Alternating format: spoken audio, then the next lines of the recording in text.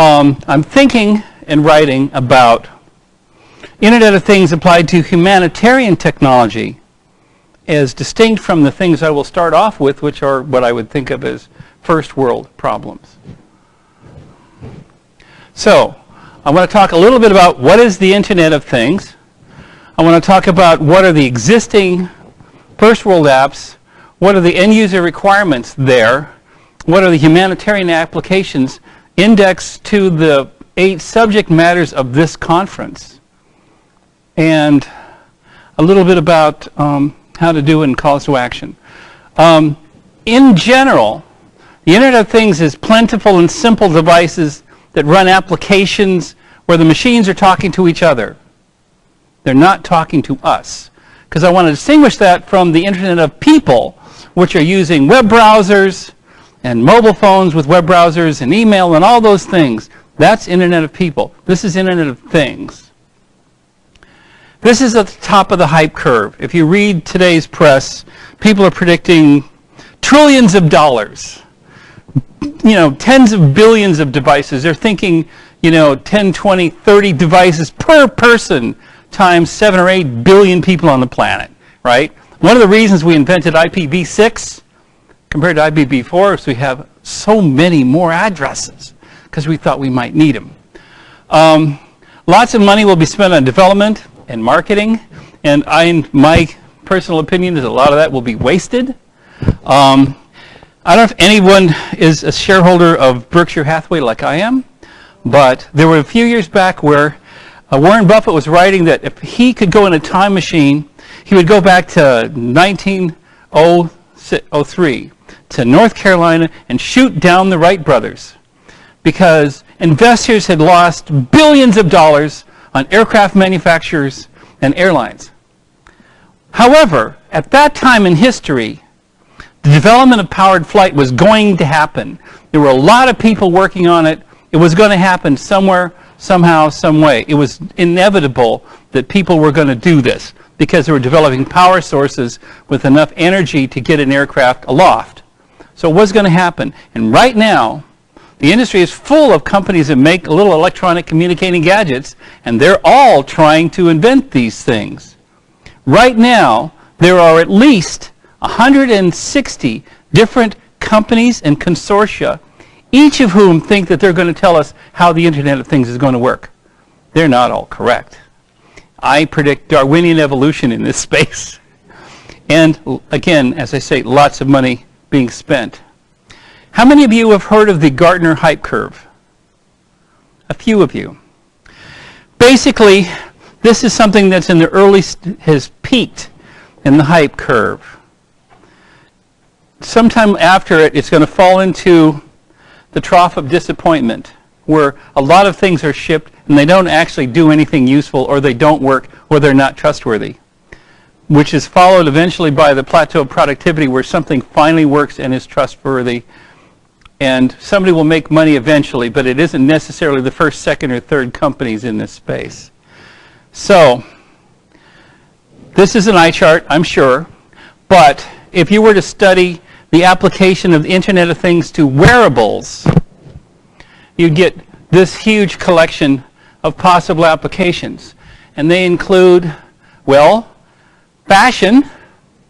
I've got a slide on that. Communications, lifestyle, sports and fitness, health, wellness, medical, safety and security. Something that says, where'd my kid run off to? Something that tells you the location and range of your daughter who just ran away. That's, that's a safety issue. I don't, since we're having a panel, I don't want to suck up all the time on just this alone, but it's a big space. This is a friend of mine demonstrating applications for fashion. She works on little programmable devices that talk to each other and communicate with each other and turn each other on and off and do patterns for making yourself more interesting. So that's her. Here are some things that I carry around. I have worn, heart rate monitors that talk to something that tells me what it is. When I was recovering from heart surgery a few years back, I used to wear that all the time when I was bicycling or walking to make sure that I didn't push my heart too hard as I did rehab. And Fitbit is this little thing on my hip that tells me how much I haven't exercised in a given day. So, applications in smart houses. People have been talking about smart houses for decades. I remember in 1958 going to the Monsanto House of Plastic in Disneyland where they were talking about what they might do. Why would one want to have a smart house? What are the first world applications for a smart house? Well, I might want it to be comfortable. Everybody understands thermostats by now. They want to be secure. You want to not get burgled. You want to save energy and save the money involved in not paying for the energy you don't need. Of course, the one my spouse wants is the house that takes care of itself. If it vacuums itself, even better. If it cleans its own toilets, that's a sale. Now, smart house for these IoT devices communicate. The internet and the rest of the cloud is off to the right, and you can connect through an AP router and a firewall to some gateway that talks to all these little things that might be around your house. Now, having talked about those, what do we actually need for humanitarian applications? Well, here are the 8 subjects that are covered in this conference. We're talking about energy, health, disaster response, connectivity and communications, water and sanitation, education, agriculture, humanitarian challenges and opportunities. So let me discuss a little bit what an IoT user needs and then where these might answer some questions. The market itself, my wife is constantly asking me a question. Who needs this? Why do I want to let it in my house? Why do I want to spend the time to figure out how to use it or get it to work again when it breaks? The lady who spoke last night had similar questions, except that the economics were different. You know, she thinks that the products that will sell are ones that are either completely reliable or repairable. It's an exception that we have so many mobile phones in the third world because those are really hard to repair. Even if your eyes are much better than mine.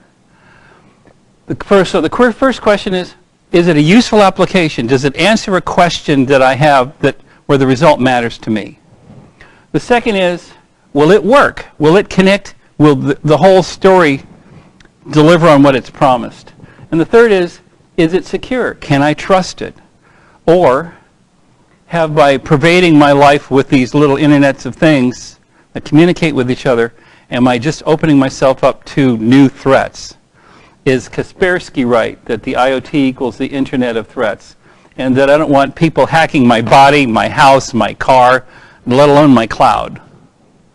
So let's step back and walk through these things and imagine the questions that I might ask if I'm that farmer in some random country. Can I see at night? We take lighting for granted. A lot of people can't. Can I charge my mobile phone? Because we have filled the world with mobile phones. That's one thing we've done well, I think. And how can I charge them? Because they're all going to run out of power. And in the recent version I've seen of the hierarchy of needs, at the bottom of the hierarchy of needs are battery and Wi-Fi. Health. Can I keep myself and my family alive? And I'm not even addressing how do I keep from being robbed, run over by troops from another country, or bombed in Syria. Can I get enough care to stay alive? Can I get drugs? Can I get diagnosed? Can I get whatever I need to maintain the level of health that I happen to have? They were talking this morning about countries where the number of doctors per person is so small that it's not even available. In another country, it's 1. Disaster management. Can we set up and maintain communications for a disaster response team? We all read the news. We all know about disasters all over the place. If an earthquake hits the Cascadia subduction zone this afternoon, all of us are suddenly third world and will remain so for months. If we're lucky, it's only months. If you can get out of here, the airport might be closed. You might be hanging out in my guest room if we can walk there. Connectivity and communications. Can I communicate with my family, my friends, my customers?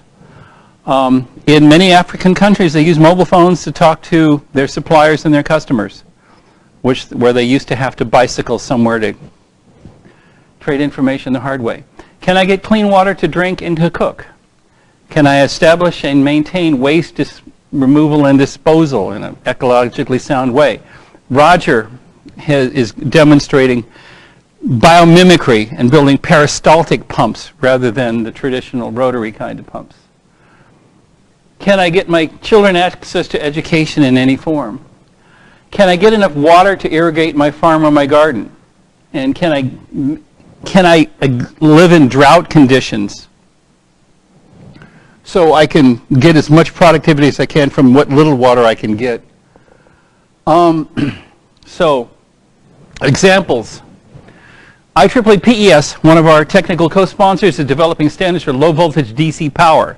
So an IoT application, and this is being tested in India right now, is they got 12 volt power in some house, and instead of having to pull a lot of copper from somewhere to run ordinary 210 50 hertz power, I run 12 volts around. Those are smaller wires, and I can have a completely wireless on-off switch, and I just bond it to the light. I stick it on the wall anywhere. I push the button one direction, little magnet rotates enough power to say turn on, and I push the button the other way, and a magnet rotates enough power to say turn off. I don't have to run power through the walls. I've seen this prototyped. There are, as I mentioned in the wearables part, there are many IoT devices for health and fitness applications. One that I'm familiar with is there are things that now attach and sense blood sugar non-invasively, and they can send that to something which in turn is an insulin injector. So the combination is an artificial pancreas. These exist now. We were talking, I don't want to step on him too much, but in disaster management you need communications. We can build gadgets that talk to microwave things and for collecting information and reports and questions and orders. We had a presentation a year ago from the guy from the New Zealand Red Cross who talked about his kit. And I don't see him here. But it's a kit that I want to buy. I can talk a little bit about connectivity and communications, but Tim, I think this is for you. We have democratized personal computation. They look like mobile phones, and those in turn can enable things like telemedicine.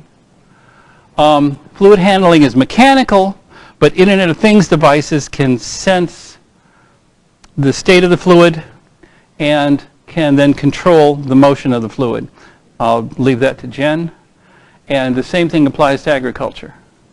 So my calls to action is we need to find ways to accumulate the technology that we're collecting in our conferences and in related conferences and related development work, and put it in the hands of the boots on the ground people around the world to engage the entrepreneurial community, make products, test products, get them ready to ship, give them to the lady who was talking last night, and be prepared to try, learn, make mistakes, but don't lose the lessons and keep at it. So I think probably I should save the questions for later.